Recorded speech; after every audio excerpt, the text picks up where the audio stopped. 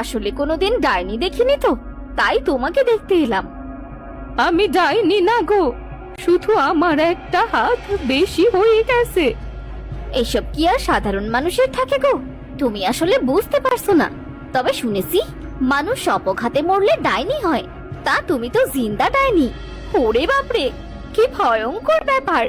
এই পালাও পালাও পালাও সকলে, এই পথে আর কেউ এসো না। হায় বিধাতা, আমি তোমার আশীর্বাদ ভেবে লেবু খেলাম, আর সেটা কিনা অভিশাপ হয়ে গেল। একা একা এই বন্দি জীবন, আমার যে আর ভালো লাগে না। আমি কি এমন পাপ করেছি বলো তো? মাঠের ধার। অনেকদিন আগের কথা। পলাশডাঙ্গা নামের সুন্দর একটি গ্রামে বাস করত একটি বুড়ি। ঘরের পাশের ছোট্ট ক্ষেতে বুড়ি চাষ করত, আর সেটা দিয়েই কোনো মতে বুড়ি দিন কাটাতো। সারাদিন অনেক খাটাখাটুনি গেল।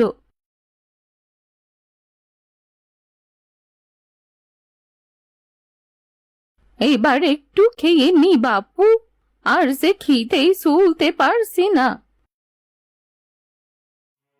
হায় হায় হায় হায়, সারাদিন পরে একটু খাবার খাবো, তবুও ঘরের কোথাও একটু লেবু নেই।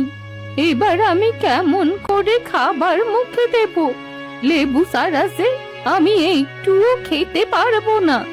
আমি বরং একটু পানি খেয়ে লেবুর খোঁজে বেরোই।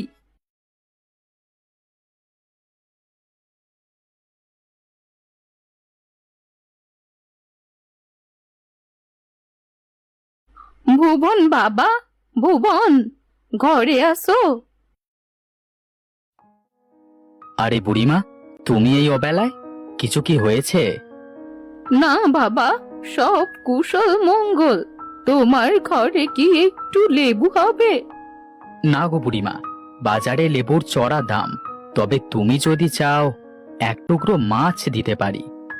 না বাবা, তবে চলি আমি। সোনার মুখে জবের ছাতু। মাছ মাংস খান না, তবে লেবু ছাড়া তার চলে না। আদিক্ষেতা দেখে বাঁচি না বাপু।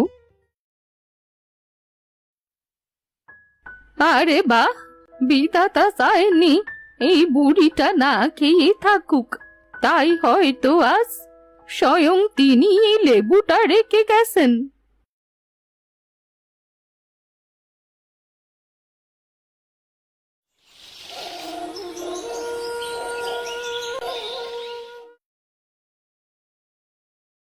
বুড়িমা, ও বুড়িমা,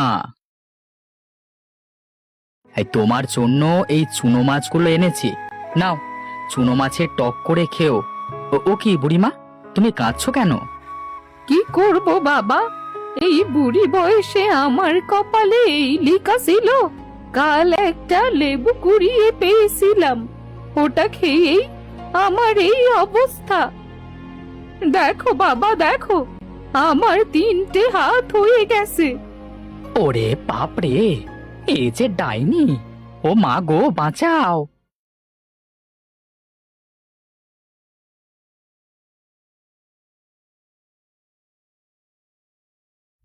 আরে ও বুড়িমা, দয়া করে তুমি আমাদের খেও না।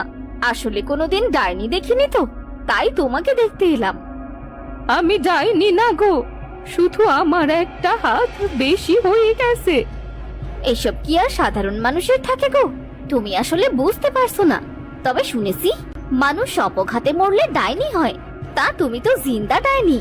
ওরে বাপরে, কি ভয়ঙ্কর ব্যাপার!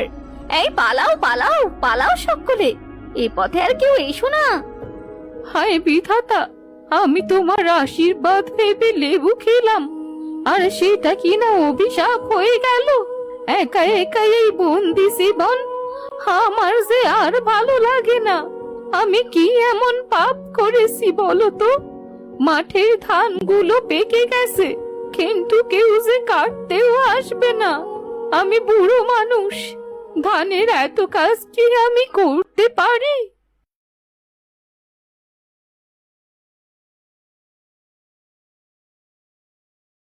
আরে বাপরে, আমি তো আমার চোখকেই বিশ্বাস করাতে পারছি না। কিন্তু আমার হাত আমাকে এত কাজ চোখের পলকে করে দিল, কিন্তু তারপরও কি আমি সত্যিই ডাইনি? বুড়িমা, তুমি ভয় পেও না, আমি তোমার কোনো ক্ষতি করব না। আমি একজন পরী গো। এক দুষ্টু জাদুকর আমাকে লেবুর মধ্যে বন্দি করে রেখেছিল। তুমি সেই লেবু কেটে আমাকে মুক্ত করেছো বুড়িমা। কিন্তু আমি তখনই পরিপূর্ণ মুক্ত হব যদি কোনো নাবালক বাচ্চা, যার হাতে থাকবে 6টি আঙুল, সেই পারবে আমাকে মুক্তি দিতে। ততদিন তোমার কোনো চিন্তা নেই বুড়িমা, আমি তোমার খেয়াল রাখবো। নাবালক বাচ্চা তোমাকে কেমন করে মুক্তি দেবে পরি? এই পথে যে কেউ আসেও না। আমি আশা হারাবো না বুড়িমা, কেউ না কেউ আসবেই। যেসব আত্মারা মানুষদের সাহায্য করে তারাই তো পড়ি, আর যারা ভালো করে তাদের সাথে কখনো খারাপ হতে পারে না। আমার যে পান সুপারি সব ফুরিয়ে গেছে, যাই গাছ থেকে কটা সুপুরি পেরে আনি। গাছের সুপুরি কটা নামিয়ে আনো তো দেখি। ওরে বাবা রে, হ্যাঁ মাগো, বাঁচাও। ভয় পেও না দাদু ভাই, আমি যে এক বিপদগ্রস্ত বুড়ি। আমার মনে হয় তুমি খুব বুদ্ধিমান, আমার কষ্ট তুমি বুঝতে পারবে। আমি তোমার কোনো কথা শুনবো না। আমি জানি তুমি ডাইনি, গ্রামের সবাই তোমাকে ভয় পায়। ডাইনিদের তো কুলোর মতো কানও থাকে, আমার কি কান কুলোর মতো? আচ্ছা দেখো তো, ডাইনিদের নাক কত লম্বা থাকে, আমার নাক কি বাঁশের মতো লম্বা? না তো, কিন্তু তোমার 3টে হাত কেন?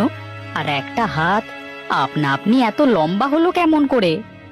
আরে তোমার হাতেও সে 6টি আঙুল।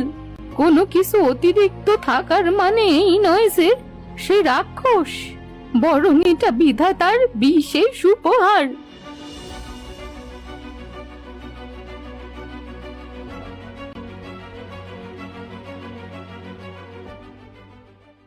এবার আমি কি করব? আমি তো খুব ছোট। তোমার কোনো ভয় নেই, জাদুকর আর বেঁচে নেই। তুমি উত্তর দিকে গেলে একটা মরিচের গাছ দেখতে পাবে, সেখানে মাত্র একটি লাল মরিচ আছে। তোমাকে সেই মরিচটি এনে বুড়িমাকে দিতে হবে, আর তবেই আমি মুক্তি পাবো। তুই তো সোনা ছেলে দাদু ভাই, তুই কি এই ভালো পরীকে সাহায্য করবি? এ আর এমন কি, আমি একটা মরিচ ঠিক তুলে আনবো। তবে সাবধান, ওই লাল মরিচ বাদে অন্য কোনো মরিচের গায়ে হাতও দিও না জানো। কোনোভাবে অন্য কোনো মরিচের গায়ে হাত লাগালে তুমি ওই গাছের মরিচ হয়ে যাবে। আমি খেয়াল রাখবো। আমি যাচ্ছি। বুড়ি দিদা, আমার বলটা রেখে দাও, আমি এসে এটা পরে নিয়ে যাব।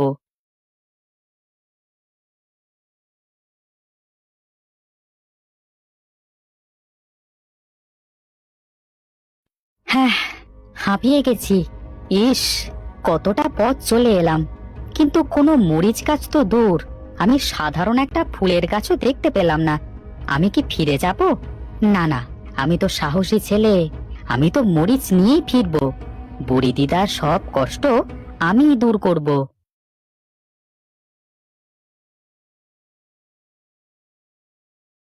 আরে বাহ, পরি তো ঠিকই বলেছিল।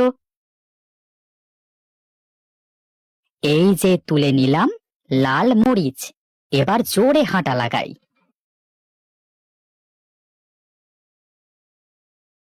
রনি, রনি, আরে ও রনি, কোথায় গেলি বাবা? আরে ওটা তো বুড়িমার বাড়ি, আর ওই যে আঙিনায় আমার রনির বল, তবে কি ও এখানে আছে? এ কি ভুবন, তুমি এতদিন পর এখানে? কি হয়েছে? আমার ছেলে কোথায়? তোমার ছেলে? হ্যাঁ, আমার ছেলে রনি কোথায়? ওর বল এখানে, মানে ও এখানেই আছে। কোথায় লুকিয়েছো তুমি তাকে?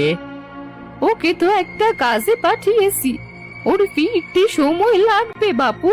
খুব ভালো ছেলে তোমার। কাজে পাঠিয়েছো নাকি খেয়ে হজম করে ফেলেছো? হায় হায় গো, আমার এত বড় সর্বনাশ হয়ে গেল। কেন যে ওকে চোখে চোখে রাখলাম না। এইসব তুমি কি বলছো? ঠিকই বলেছি, আমি তোমার ঘর জ্বালিয়ে দেব, তোমাকে এই গ্রাম ছাড়া করব। তুমি আমার সন্তানকে কেড়ে নিয়েছো, তোমার নিস্তার নেই।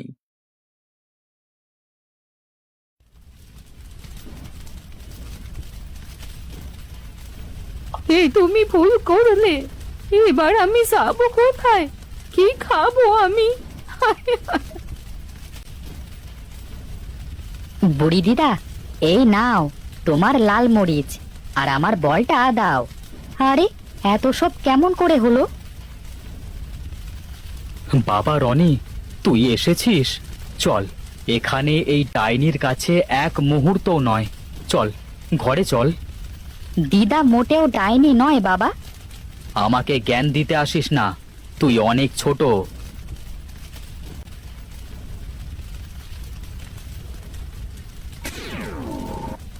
তোমাকে ধন্যবাদ বুড়িমা, আমার জন্য তোমার অনেক বড় ক্ষতি হয়ে গেল। সবই অদৃষ্ট, তবে তোমাকে মুক্ত করতে পেরে আমি খুব খুশি হয়েছি। যদিও তোমার চলে যাওয়াতে একটু খারাপ লাগবেই, এই কয়দিনে তুমি যে আমায় অনেক সাহায্য করেছো। বুড়িমায়ের জন্য তৈরি হয়ে যা সুন্দর একটি বাড়ি। একটা বড় বাড়ির অনেক স্বাদ ছিল গো, আজ তুমি সে স্বাদ পূর্ণ করলে। এবার তুমি তোমার আপনজনদের কাছে ফিরে যাও। সে তো যাবই বুড়িমা। তুমি এই পাতিলটা রাখো, যখন যা চাইবে এই হাড়ি তোমাকে তাই এনে দেবে, তোমার কোনো অভাব থাকবে না। আমি চলি, বিদায় বুড়িমা।